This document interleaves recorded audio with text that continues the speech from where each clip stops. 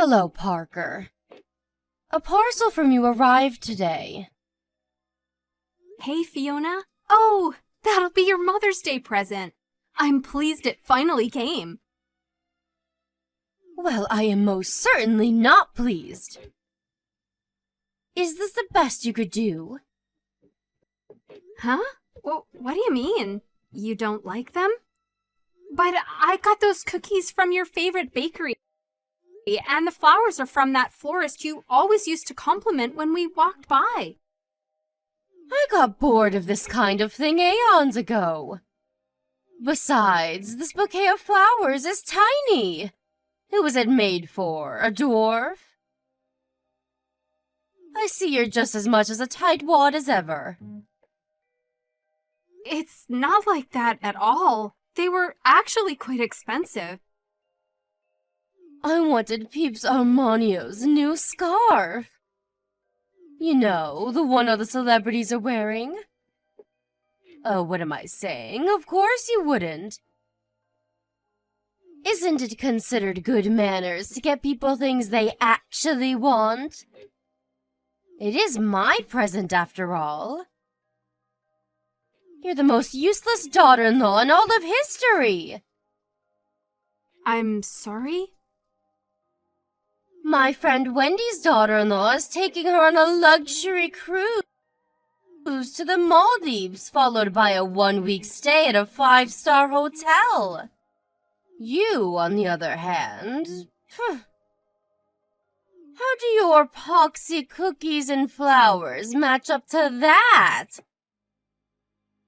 I'm on my way to your house now. I want to exchange my presents for something better. See to it that you have something ready by the time I arrive. What? Like now?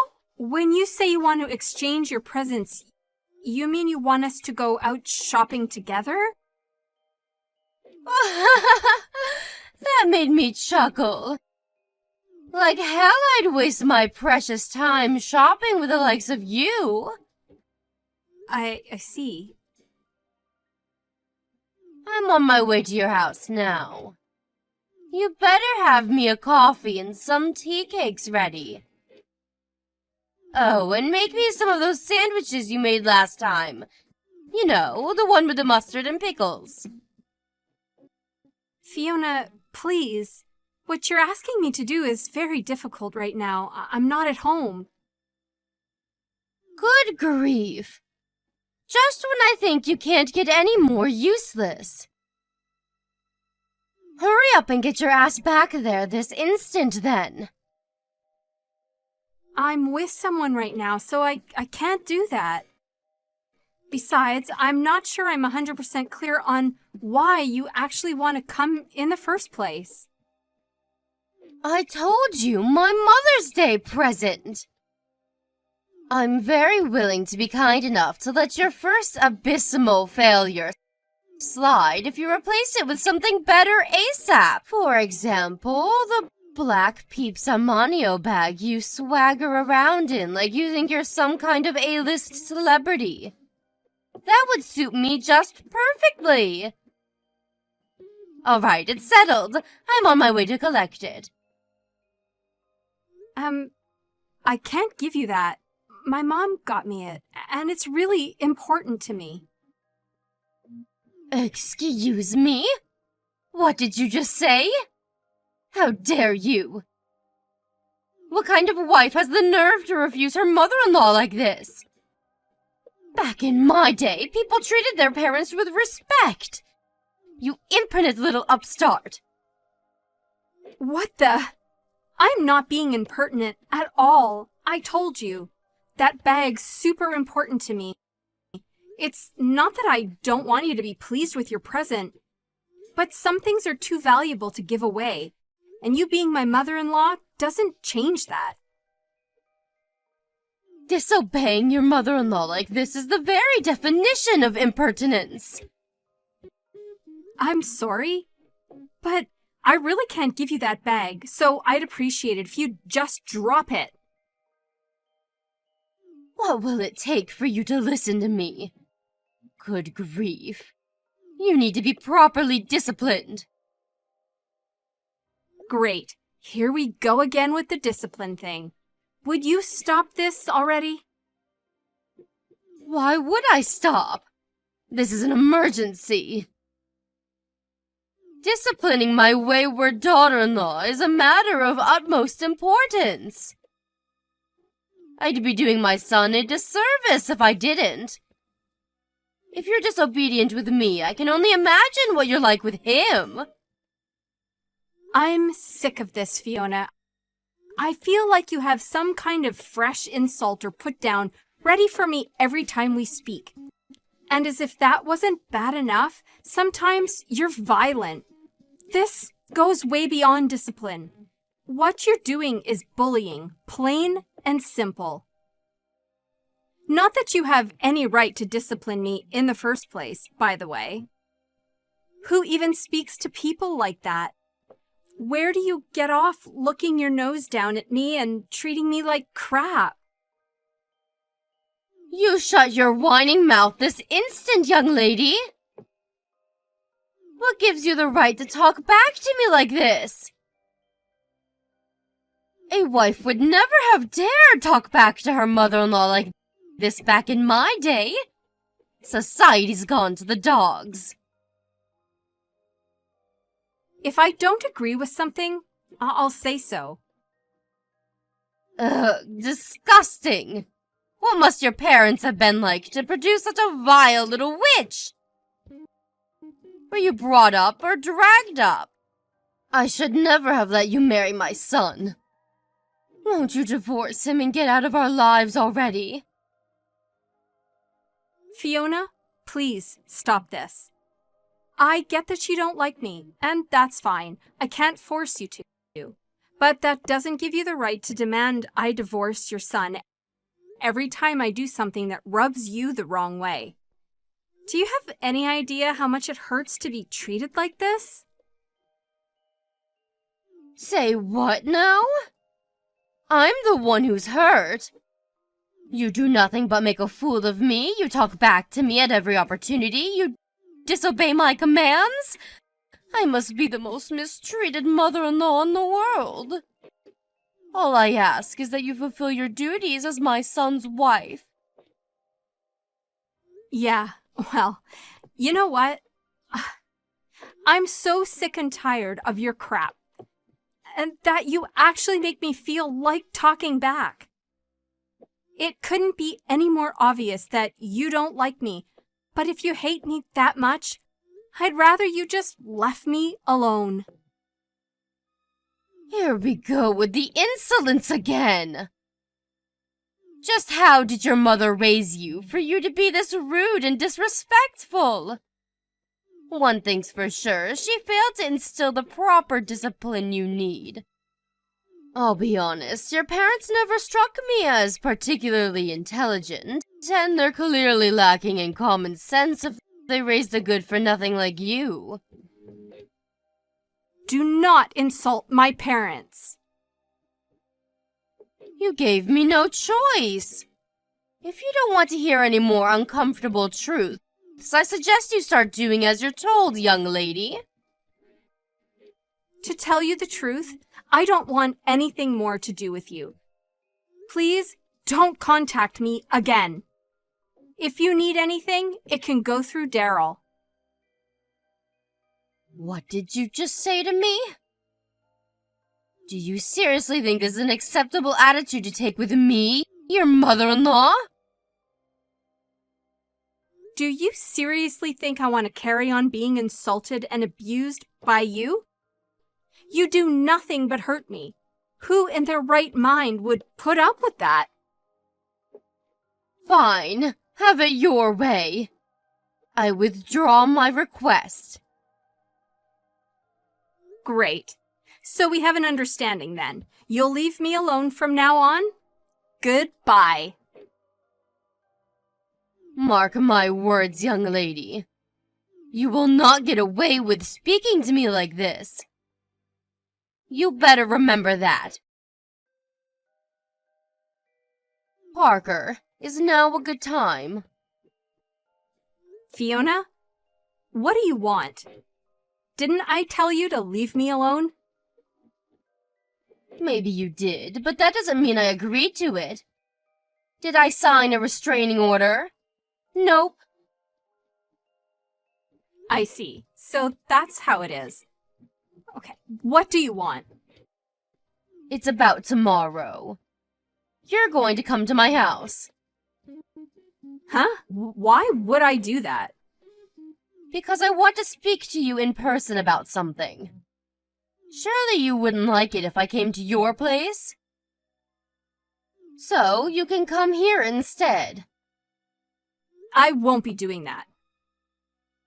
Yes, you damn well will, young lady. You won't get away with disobeying me this time. I won't let you. If you continue to refuse, you'll force my hand. Force your hand? I'll call your parents and make them apologize. What? No, don't be ridiculous. Just stop this. What choice do I have if you refuse to come and apologize yourself? By hook or by crook, I will get my apology. Your parents are the ones responsible for you being such a disappointing failure of a wife. All I did was say I wanted you to leave me alone. Why is that so hard for you to accept? The issue here is that you think you have the right to boss me around in the first place. You arrogant little cretin. Now stop wasting my time with this nonsensical drive. I suggest if you don't want to cause your parents any trouble, you come to my house tomorrow. Oh my God! This is absurd. Correction. This is perfectly reasonable, and it's happening because of you. If you'd have treated me with the respect I deserve from the get-go, you wouldn't be in this mess. Now, do as you're told before you make things even worse for yourself. Fine. I'll be expecting you around lunchtime tomorrow.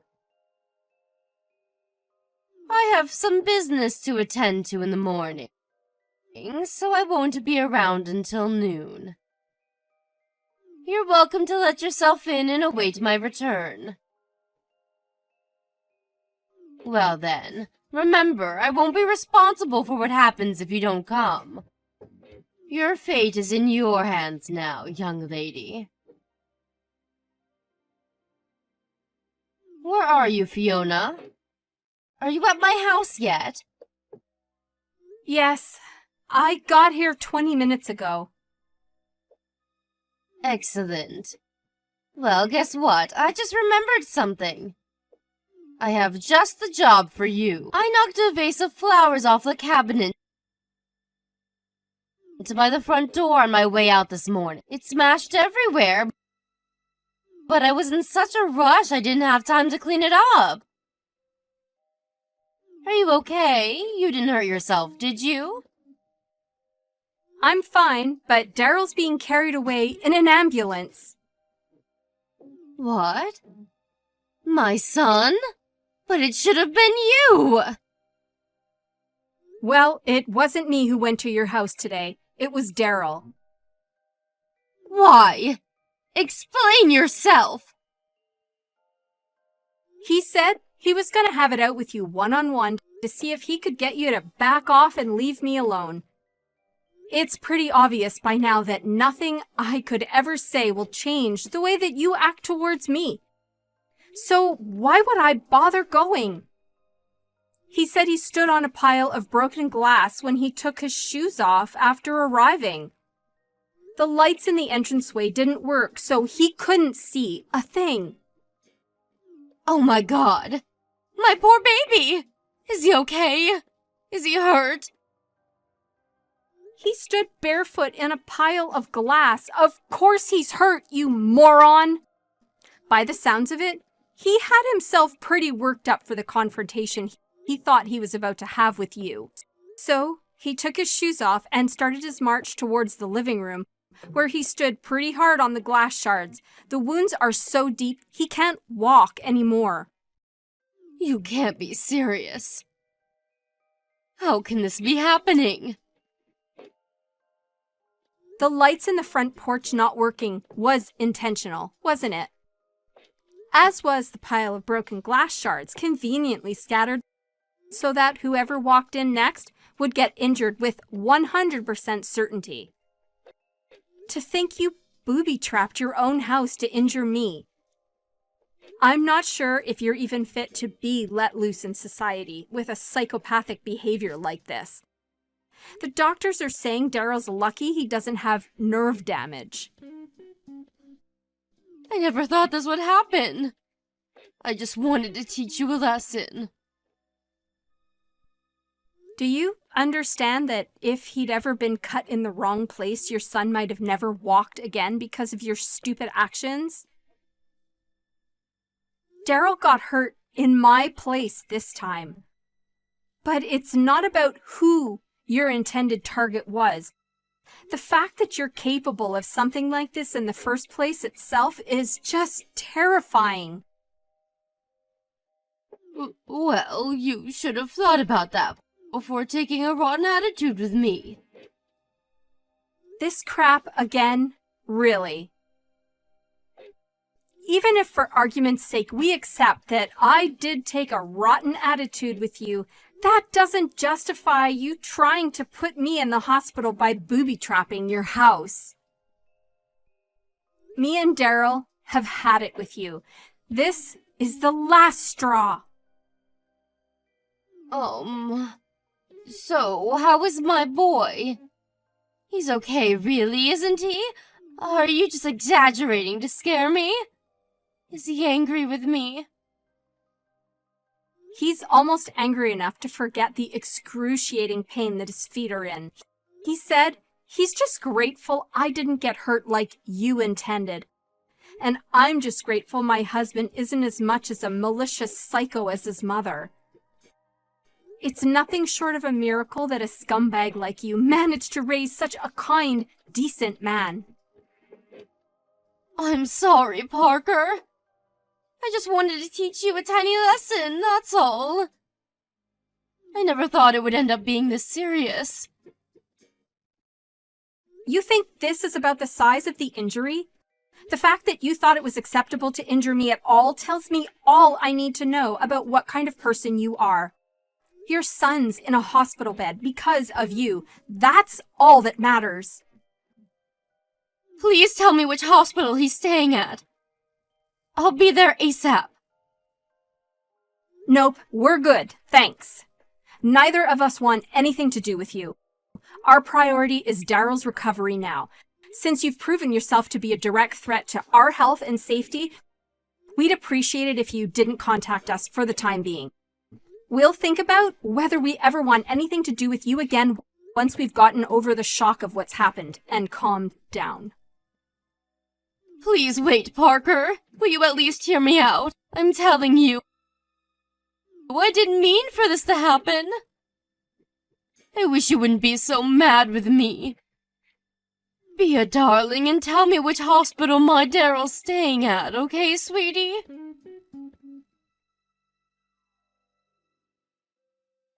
Hey, Parker. How's my son doing? Have his feet improved at all yet? Yes. I'm pleased to hear it. Thankfully, the cuts on one side weren't as deep as the other, and he's still able to walk with a little assistance. He already got discharged from the hospital. Oh, really? Does that mean he's back home now? In that case, would you mind if I came over for a little while?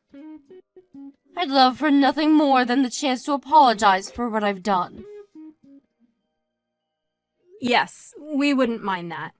You're not coming anywhere near us. We don't need or want your apologies, so don't bother. Parker, please!